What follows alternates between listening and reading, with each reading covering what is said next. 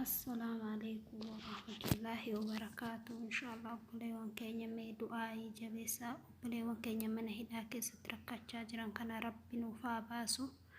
ربي فرماتا هاتا وربي بيا كينيا تنقال أن وهادي بسو ولا لو تكشوشي سني كابار كيف أدى سنين جدا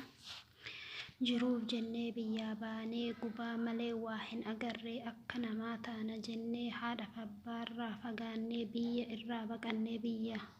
همباتي دينا اللاتي تاني بيا همباتي دينا اللاتي تاني يا ربي أتني أقرتا جرونا ماتي باني بفنا مادامني كامني كينيا ججرمي جروف دوان كينيا كبجا أبي أكسري برير راتاني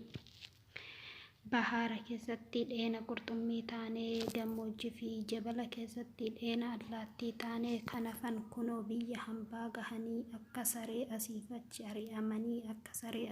جري أمني جرافي دوان نما كبجا أبي بدين كينيا معلومة يا ربي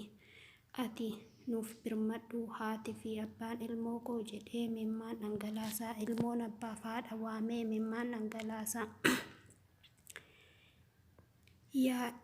yaa rabbii ati nuuf birmadhu raamanni keetu caalaa yaa rabbi ati nuuf birmadhu raamanni keetu caalaa walaloon kootis kanumaa inshaallah du'aayii godhaadha du'aayii jabeessaa ilmaan oromoo keenya rabbiin ummata oromoo hunda ummata oromoo dhuma osoo hin taane lammii biyya namaa keessatti rakkataa jiru kullii namaan rabbi nagaan biyya isaatti haa deebisu rabbi nagaan biyyatti nu haa galchu biyyi namaa biyyuma namaatii kanaafuu rabbiin biyya keenyatti nu haa deebisu obboleewwan keenyaaf du'aayii jabeessaa bakka jirtanii rabbi nuuf haa birmatu rabbi haadha fi abbaa keenyatti biyya keenyatti rabbi nagaan nu haa deebisu inshaallah.